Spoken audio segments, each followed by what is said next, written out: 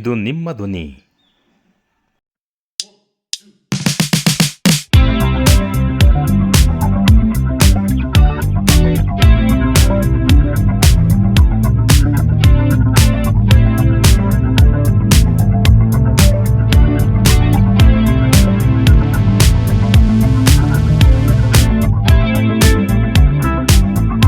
ಅದು ಡೈರೆಕ್ಟರ್ ಕಡೆಯಿಂದ ಹಿಡಿದು ಎಂಟೈರ್ ಸ್ಕ್ರೀನ್ ಪ್ಲೇ, ಸೊ ಎಲ್ಲ ನಾನೇ ಬರವಣಿಗೆ, ಇನ್ನು ಆ ಡೈಲಾಗ್ ಕೂಡ ನಾನೇ ಬರ್ತಿದ್ದೀರಲ್ಲಿ.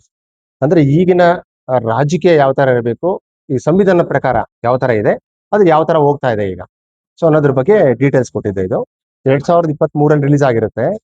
ಈಗ ಯೂಟ್ಯೂಬ್ ಅಲ್ಲಿ ಹಾಕೊಂಡಿದೀವಿ ಈಗ. ಸೊ ಯೂಟ್ಯೂಬ್ ಅಲ್ಲಿ ಹಾಕೊಂಡ್ರೆ, ಸೊ ಅಟ್ಲೀಸ್ಟ್ ಈಗ ಏನಾಗುತ್ತೆ, ಡಿಸ್ಟ್ರಿಕ್ಟ್ ವೈಸ್ ನಾವು ಮಾಡೋದ್ರಿಂದ ಜನಕ್ಕೆ ರೀಚ್ ಆಗುತ್ತೆ ಅಂತ. ಸೊ ಈ ಕನ್ಸೆಪ್ಟ್ ರೀಚ್ ಆಗುತ್ತೆ ಅಂತ ಒಂದು ಆಪ್ಷನ್. ಎರಡನೇದು ಆಪ್ಷನ್ ಅಂತ ಹೇಳಿದ್ರೆ, ಈಗ ಚಿಕ್ಕಬಳ್ಳಾಪುರನೇ ಯಾಕೆ ನಾನು ಸೆಲೆಕ್ಟ್ ಮಾಡ್ಕೊಂಡೆ ಅಂದ್ರೆ, ಇದು ಫಸ್ಟ್ ಪ್ರೆಸ್ ಮೀಟ್ ನಂದು ಚಿಕ್ಕಬಳ್ಳಾಪುರದ. ರೀಸನ್ ಏನಂತ ಹೇಳಿದ್ರೆ, ಇಡೀ ಕರ್ನಾಟಕದಲ್ಲಿ ಬೇರೆ ತರ ರಾಜಕೀಯ ಇದ್ರೆ ಇಲ್ಲೇ ಬೇರೆ ತರ ಹೋಗ್ತಾ ಇದೆ, ಏನೋ ಒಂಥರ ಡಿಫ್ರೆಂಟ್, ಬಹಳ ಹೈಲೈಟ್ ಆಗಿ. ಸರ್ ನಮಸ್ಕಾರ.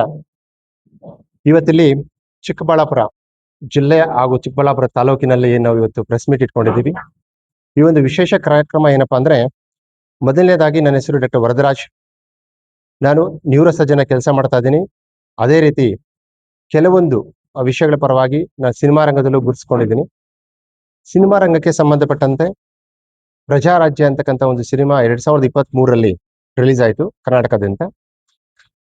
ಈ ಒಂದು ಸಿನಿಮಾದಲ್ಲಿ ಏನ್ ತಗೊಂಡಿದ್ದೀವಿ ಅಂದ್ರೆ, ರಾಜಕಾರಣ ಅಂತಕ್ಕಂಥದ್ದು ಸಂವಿಧಾನಾತ್ಮಕವಾಗಿ ಹೇಗಿರಬೇಕು, ಇವತ್ತು ಯಾವ ಹಾದಿ ಹಿಡಿದಿದೆ, ಯಾವ ಹಾದಿ ಹಿಡಿದಿರೋದಕ್ಕೆ ಇವತ್ತು ನಾವು ಈ ಒಂದು ಕಾಲಘಟ್ಟದಲ್ಲೂ ನಾವು ಯಾವ ರೀತಿ ಹಿಂದಿಂದಕ್ಕೆ ಹೋಗ್ತಾ ಇದೀವಿ, ಮುಂದಕ್ಕೆ ಹೋಗ್ಬೇಕಿರೋದು ಹಿಂದಕ್ಕೆ ಯಾಕೆ ಹೋಗ್ತಾ ಇದೀವಿ ಅನ್ನೋ ಒಂದು ಅಂಶಗಳನ್ನ ಹಿಡ್ಕೊಂಡು ಈ ಒಂದು ಪ್ರಜಾರಾಜ್ಯ ಅಂತ ಸಿನಿಮಾ ನಾನೇ ಬರವಣಿಗೆ, ಅದರಲ್ಲಿ ಡೈಲಾಗ್ ಡೆಲಿವರಿ ಆಗ್ಲಿ, ಸ್ಕ್ರೀನ್ ಪ್ಲೇ ಆಗ್ಲಿ, ಡೈರೆಕ್ಷನ್ ಆಗ್ಲಿ, ಪ್ರತಿಯೊಂದು ನಾನೇ ಮುಂದೆ ನಿಂತ್ಕೊಂಡು ಮಾಡಿದ್ದು. ಅದರಲ್ಲಿ ನಂದು ಒಂದು ವಿಶೇಷವಾದ ಪಾತ್ರ ಇದೆ. ಇದರಲ್ಲಿ ಮುಖ್ಯ ಪಾತ್ರಗಳಲ್ಲಿ ದೇವರಾಜ್ ಅವರು, ಸುಧಾರಾಣಿ ಅವರು, ಅಚ್ಯುತ್ ಕುಮಾರ್ ಅವರು, ಸಂಪತ್ ಕುಮಾರ್ ಅವರು, ನಾಗಾಭರಣ ಸರ್ ಅವರು ಎಲ್ಲರೂ ಅಭಿನಯಿಸಿದ್ದಾರೆ. ಮೇನ್ ಏನಕ್ಕೆ ಹೇಳಕ್ ಕೊಡ್ತೀನಿ ಅಂತ ಹೇಳಿದ್ರೆ, ಸಂವಿಧಾನಾತ್ಮಕವಾಗಿ ಡಾಕ್ಟರ್ BR ಅಂಬೇಡ್ಕರ್ ಅವರು ಏನ್ ಕೊಟ್ರು, ಪ್ರಜಾಪ್ರಭುತ್ವ ಅಂತ ಕೊಟ್ಟಿದ್ದು.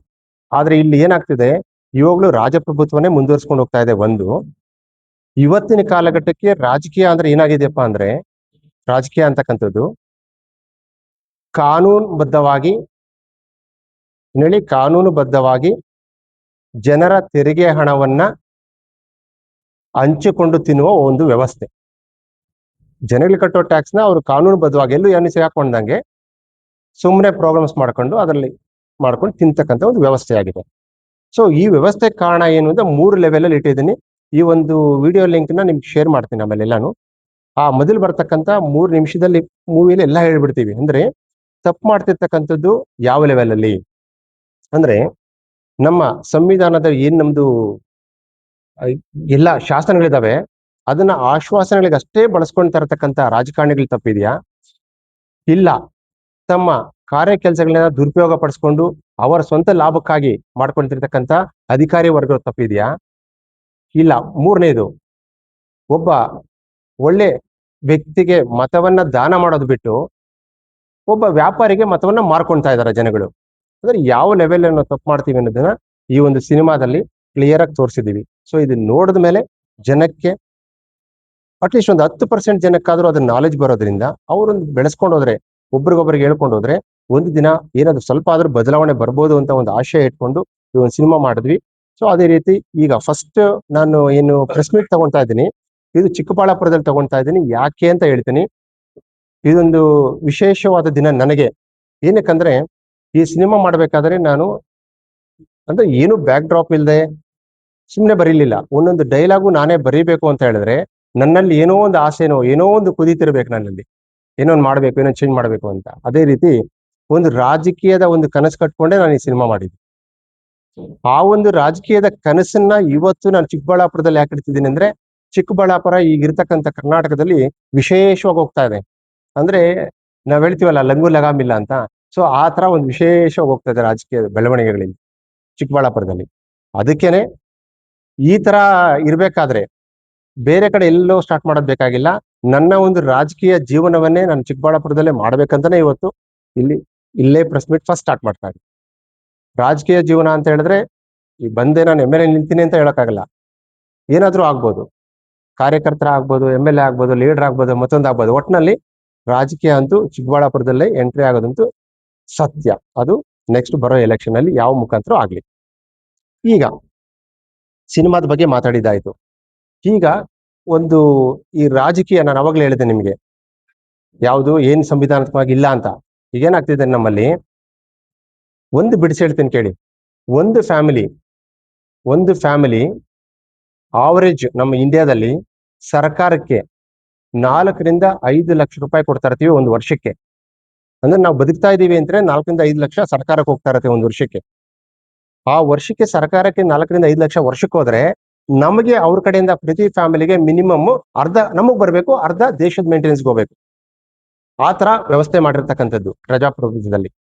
ಸೊ ನಮಗೆ 2 ಲಕ್ಷ ಮಿನಿಮಮ್ ವಾಪಸ್ ಬರ್ಬೇಕು ವರ್ಷಕ್ಕೆ. ಈಗೇನು ಪ್ರೆಸೆಂಟ್ ಸರ್ಕಾರ ನಾವು ಎಲ್ಲಾ ಪ್ರೋಗ್ರಾಮ್ಸ್ ಮಾಡಿದೀವಿ ಅಂತ ಹೇಳ್ತಿದ್ದಾರೆ, ಎಲ್ಲಾ ಪ್ರೋಗ್ರಾಮ್ಗಳಿಂದ ನಮಗೆ ಸಿಗ್ತಾ ಇರ್ತಕ್ಕಂಥದ್ದು ಬರೀ 50,000 ರೂಪಾಯಿ ಅಷ್ಟೇ. ಎಲ್ಲಾ ಭಾಗ್ಯಗಳು 5 ಭಾಗ್ಯನ ಕೂರ್ಸಿದ್ರೆ 50,000 ರೂಪಾಯಿ ಒಂದು ಫ್ಯಾಮಿಲಿ ಸಿಗ್ತಾ ಇದೆ ಏನು ವರ್ಷಕ್ಕೆ. ಆದ್ರೆ ವಾಪಸ್ ಬರ್ಬೇಕಾಗಿರೋದು ಇಷ್ಟು, ನಮ್ಗೆ 2 ರಿಂದ 2.5 ಲಕ್ಷ ವಾಪಸ್ ಬರ್ಬೇಕು ಒಂದು ಫ್ಯಾಮಿಲಿಗೆ. ಬರ್ತಾ ಇಲ್ಲ. ಇನ್ ಮಿಕ್ಕಿದ್ ಎಲ್ಲಿ ಹೋಗ್ತಾ ಇದೆ? ಇನ್ 2 ಲಕ್ಷ ಎಲ್ಲಿ ಹೋಗ್ತಾ ಇದೆ? ಇದನ್ನ ವಿಚಾರ ಮಾಡಿದ್ರೆ ಗೊತ್ತಾಗ್ತಕ್ಕಂಥದ್ದು ಯಾಕೆ ರಾಜಕಾರಣಿಗಳು ಮತ್ತೆ ಅಧಿಕಾರಿಗಳು ಮೇಲಕ್ಕೆ ಹೋಗ್ತಾ ಇದಾರೆ. ಇವತ್ತು 500 ಕೋಟಿ ಇರೋದು ಮುಂದೆ 2,000 ಕೋಟಿ ಆಗುತ್ತೆ, ನಾಳೆ ಇನ್ನೊಂದು ನೆಕ್ಸ್ಟ್ ಎಲೆಕ್ಷನ್ಗೆ 10,000 ಕೋಟಿ ಆಗುತ್ತೆ. ಸೊ ಇಲ್ಲಿ ಅರ್ಥ ಆಗ್ತದೆ ಎಲ್ಲಿ ಹೋಗ್ತದೆ ದುಡ್ಡು ಅಂತ. ಸೊ ಈ ಒಂದು ನಿಟ್ಟಿನಿಂದ ಈ ಒಂದು ಸಿನಿಮಾ ಪ್ರತಿಯೊಬ್ಬರು ಪ್ರೋತ್ಸಾಹಿಸಿ ಒಂದ್ಸರಿ ನೋಡಿ. ನಿಮಗೆ ಇಷ್ಟ ಆದ್ರೆ ಅದನ್ನ ಇನ್ನೊಂದು 10 ಜನಕ್ಕೆ ಶೇರ್ ಮಾಡಿ, ನೋಡ್ಲಿಕ್ಕೆ ಹೇಳಿ. ಈ ಸಿನಿಮಾ ನೋಡಿದ್ರೆ ಒಂದು ಕಾರ್ಯಗತ ಹೇಗಿರ್ಬೇಕು ಸರ್ಕಾರ ಅಂತ ಗೊತ್ತಾಗತ್ತೆ. ಅದು ತಿಳುವಳಿಕೆ ಪ್ರತಿಯೊಬ್ಬರಿಗೂ ಮೂಡ್ಲಿ ಅಂತ ಹೇಳಕ್ ಇಷ್ಟಪಡ್ತೇನೆ.